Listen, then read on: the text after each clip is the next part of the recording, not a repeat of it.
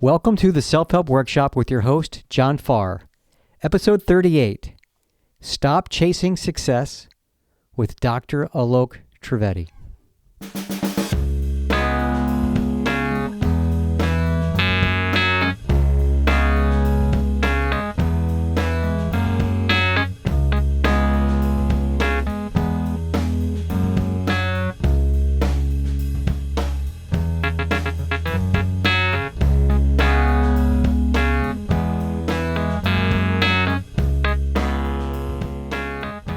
All right, hello self-helpers, welcome to our show. Got a fun one for you today. Now our guest today is a human performance doctor and a media personality helping entrepreneurs train their brains to maximize clarity, income, and fulfillment. His signature behavior modification system has been used for over a decade to help leaders and sales teams create a high-performance culture where sales, profit, and most of all, enjoyment all rise. Our guest has also shared the stages with legends in the personal development industry ranging from Bob Proctor, Brian Tracy, Don Yeager, Steve Siebold, and Grant Cardone. He is also the author of the book, Chasing Success, Lessons in Aligned Performance. I had the privilege of knowing our guest personally, and it's a great treat to have him on. Welcome, Dr. Alok Trivedi. Alok, how are you? Thanks for having me. I appreciate it. Yeah. I'm great, man. How are you? I'm doing great, man, and it's been exciting to bring you on, and you know, because you're out there doing your thing, helping people find success. And so, hey, it's what we're doing here is sharing ideas for success. And so maybe if people don't know you, you want to just give us a quick little background, on kind of what you do and how you're helping people. Yeah, well, it was interesting, right? Like I studied, I was a doctor, I had a practice, I built one of the largest practices in the country at the time. And I realized that people as a society,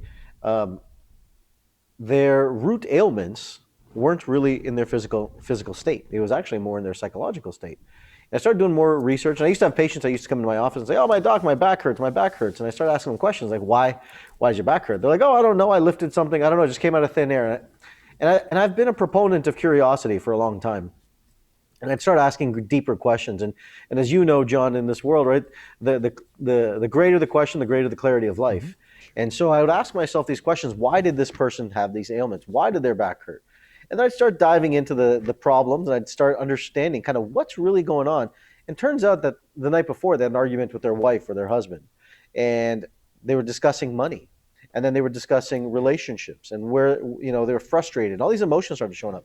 I started doing more and more work around this. And I realized that, I would say, go ahead and say upwards of 95% of the patients that I were dealing with, their issues were more psychosomatic than they were actually somatic, meaning there was more from their brain and their mind than it was from their body. Mm-hmm.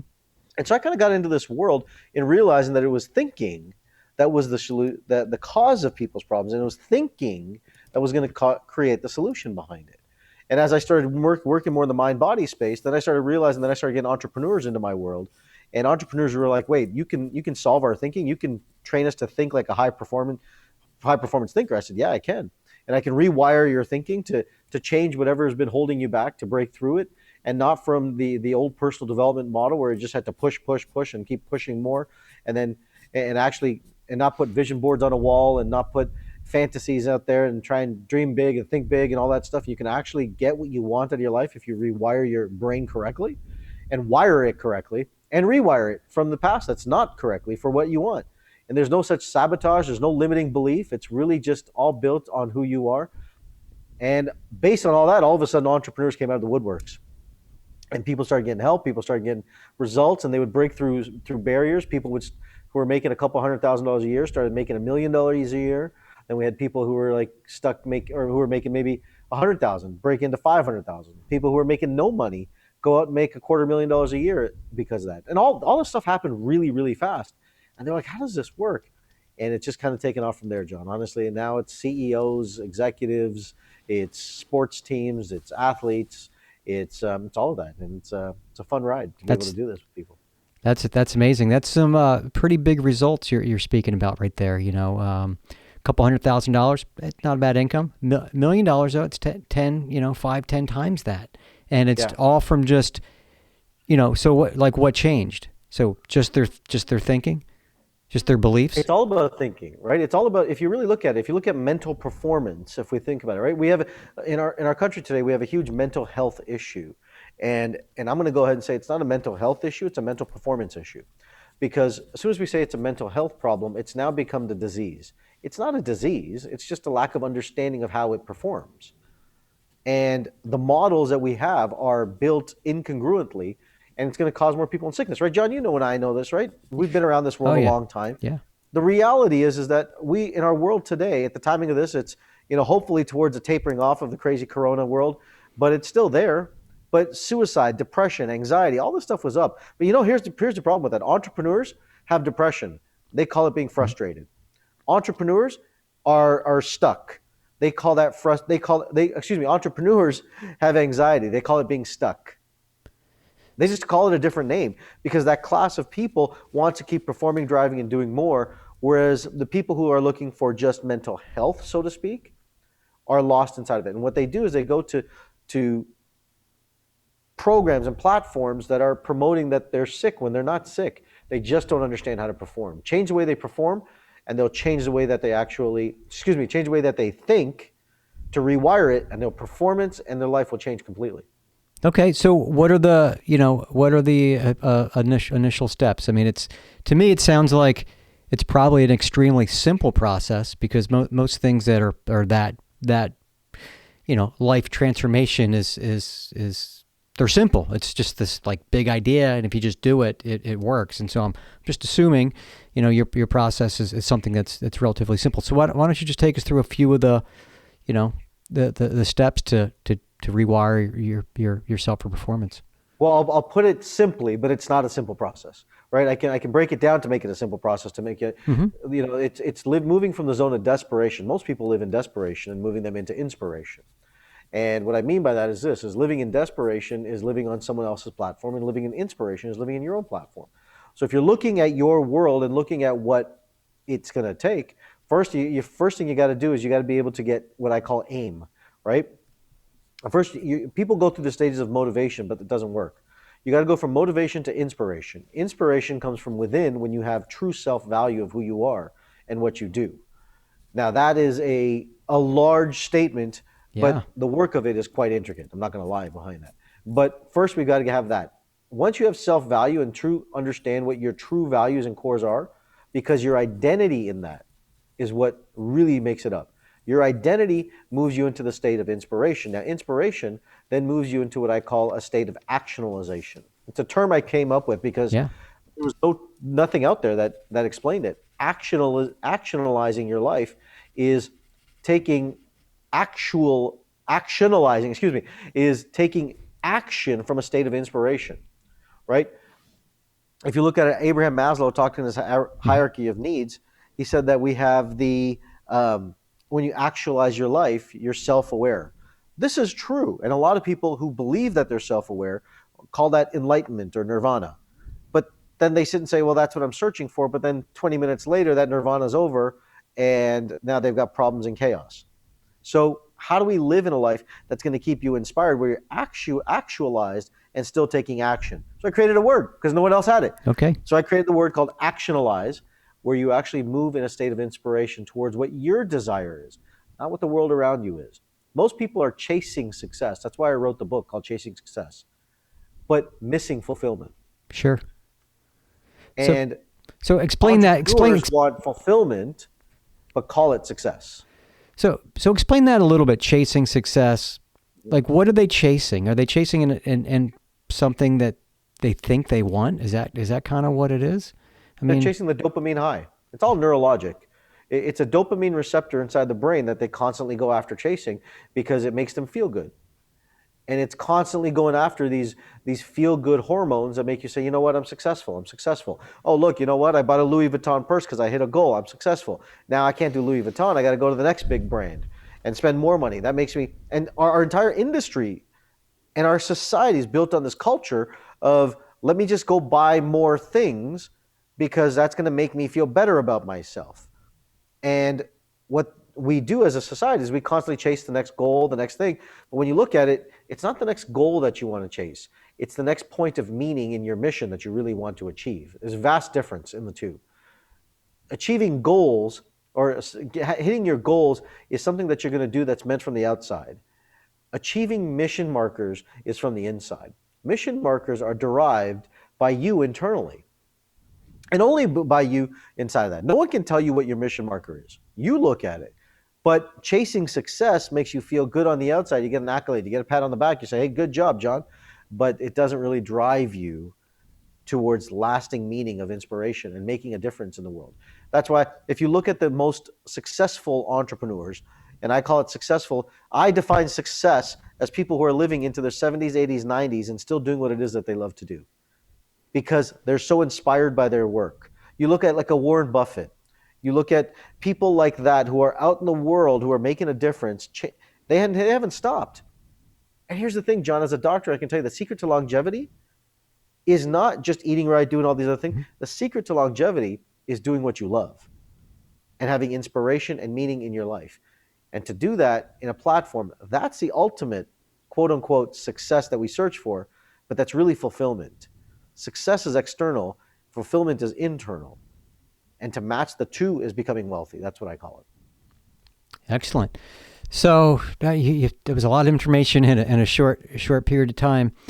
So you talk about inspiration, and so forget the external. It's not where it's at. And I think deep down we all kind of know that, but we're just looking for evidence. I think some people, it's just you're looking for evidence that you're successful. Like you just need something, and maybe that's what they attach to. And you're right. It is societal, and you know we're programmed with images of this is what success looks like. This is what success looks like, and all we have is this picture, and we don't know what success feels like, and we just know what it looks like. And so you're saying it's about the feeling, the fulfillment, so you know what success feels like versus what it actually looks like as far as like touching and having, and that's where the inspiration comes from, the deep. So take me through it. Like, how do you get inspired? Like, how do you get to that deeper level? You said you were asking deeper questions. What are the questions you need to ask to get to the deeper levels? So when you go through fulfillment, it's a good question. When you go through feelings, I'm going to say something that's probably contrarian to everything you've probably heard. Sure. Neurologically, feelings they're false barometers of what's really happening. Right? You can feel perfectly fine, but be forming diseases inside your body. We know this. Mm-hmm. And if we allow ourselves just to stay in the state of feeling, because personal development is talked about feelings, but feelings are the fourth layer down in the brain. The first thing is your perceptions. And your perceptions lead to these thoughts through your values and emotions create feelings. But feelings aren't really real because I can make someone change the way they feel instantaneously. So it's a subjective experience. So anything that is a subjective experience is now put in a place of user. Now, if you try and create just from that space, you're going to create a misperception and call that motivation. Inspiration, however, is where you'll go through the pursuit of pleasure and pain in order to pursue something, because you're inspired from within and you're willing to take action to do that. Let me give you an example of this. My son, perfect example. He's a big soccer fan. He's a big soccer player. Mm-hmm. Now he's got this thing right now he's going after, and he does these soccer juggles. And literally this morning, he was working all of last night, and his goal was to get to 200. He wanted to get to 200 juggles because that's what he wanted. That's what he set for himself. And he was driven and inspired to do it. And he worked on it all day yesterday. He got to 194 yesterday, John. Wow. 194 juggles. And he was so pissed. He was so upset. So he said, I'm going to get up at 5 a.m. this morning to do it and get to 100, to get to 200. I said, okay, then get up at 5 a.m. to go do it.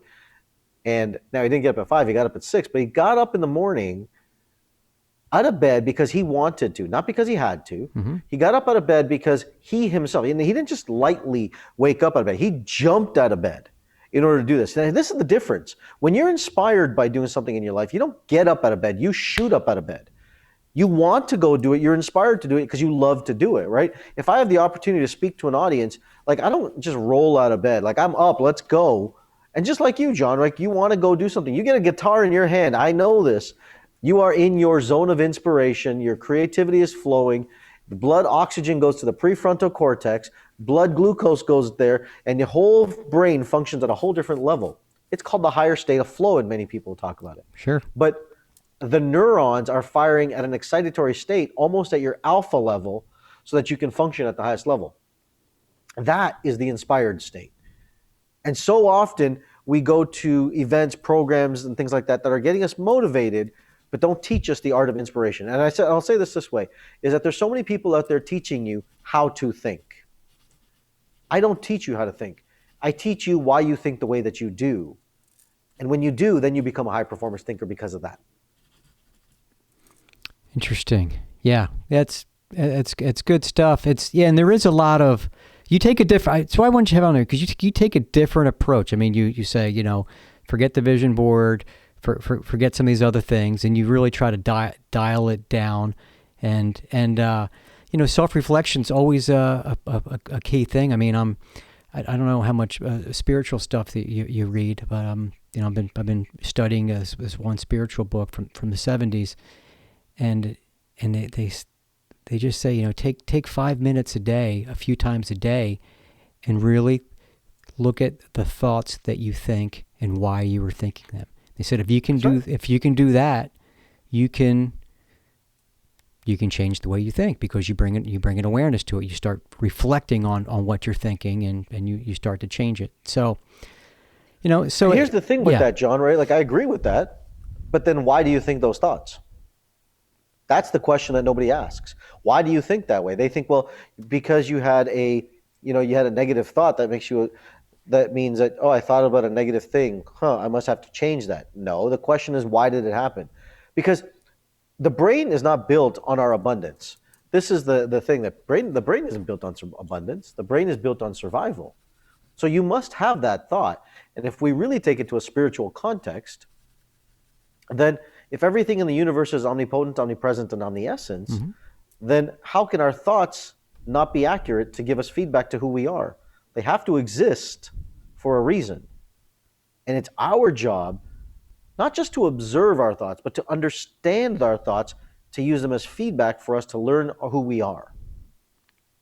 Yeah, I agree. And what I've studied in personal development is that, your thoughts are accumulation of your programming that you've been subjected to. And so if you don't make a conscious decision to study them and ask yourself, are these the results I want to get? And understand that your results are based off your thinking. But yeah, where did they come from? Well, they came from a number of places externally. That's been through repetition and through traumatic experience and different experiences that you just kind of become programmed, like it's like a habit. Like if you have a job and you just you go to your job every day, same commute, and then you wake up on Saturday, you get in your car, and if not, without even thinking, you're on your way to work. And that's kind of what I've studied is, and it's been my experience, that that's how our thoughts kind of work. The same thing. We've developed these patterns of consciousness, and so the idea is to examine the patterns of consciousness and change. Be creative and add in how you want to think and what you want, right? Well, I think from all the work that I've done, it's not just a matter of how you want to think. It becomes, who are you really from your thoughts, right? Who are you first? The first most important thing that you could do, as I said earlier, was to kind of understand who you are in this journey, and objectively, not emotionally. Emotions are feedbacks of delusions. They're not accurate. All emotions are not accurate. They're only telling us based on our premises of fear. And to really understand who we are, we have to look at ourselves and our emotion from a state what I call emotional objectivity, without emotion of ourself. And when you can do that, then you can really look at it and say, okay, and there's processes that I've developed that actually remove all emotion. And when I take a client through it, then we can kind of understand, okay, then they can see there's more to this equation than what our one-sided delusion and dopamine-driven mind will give us. When we see the other side, we can actually become aware to it. And that's called emotional objectivity, or what I call aligned reasoning inside that. All right. Would you want to do a little workshop and maybe, do you have any suggestions where someone that wants to try this at home, is there a couple things they can do? Well, I couldn't take someone, like, I'd have to do a lot more work. It's not just I can just take someone like that. But what I would tell people to do is, first you got to ask yourself the question, why am I thinking this thought? And then how does this thought serve me in what I'm looking to pursue? If you can't ask those two questions, if you're frustrated and you can't see more benefits and drawbacks, more positives and negatives, more things that are going to help you get what you want, and you see it as a hurting you, then you're in an emotional delusion. 100% of it. Your brain is searching for neutrality. It's always searching for neutrality. Mm-hmm. And you've got to ask yourself the question, or a question, how did whatever happened that was positive, how did that disserve you to bring yourself to a state of governance? Because either way, your brain and your body are trying to get straight to a state of balance inside of it.